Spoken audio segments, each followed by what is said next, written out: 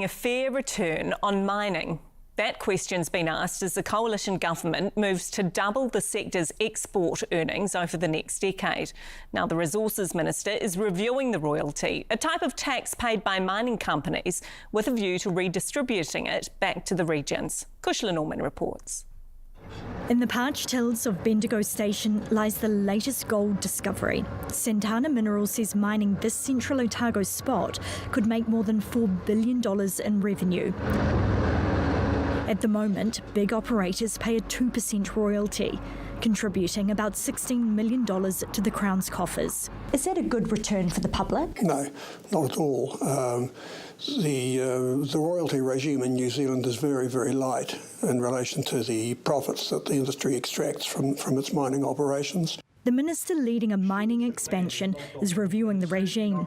He's also considering handing the money back to the regions. I want to make sure that the rate is set, that it accelerates economic activity, but then that the public feel that they're getting a reasonable return from the actual resource. Royalties are just a small part of the economic picture.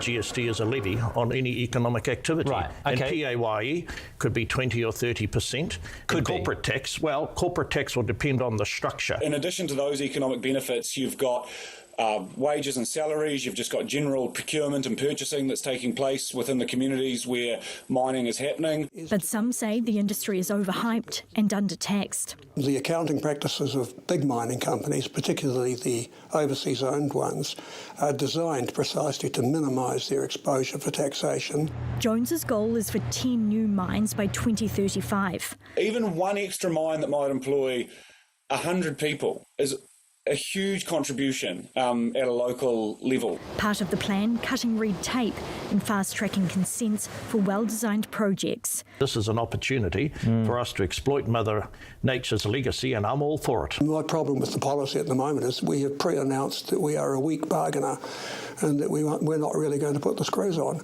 We will get rip-off operations that give us very limited benefit for the local economy. The minister's now jetted off to Australia to woo investors. I thought it was New Zealand first, not Australia first. I'm going as a walking billboard. Kushla Norman, One News.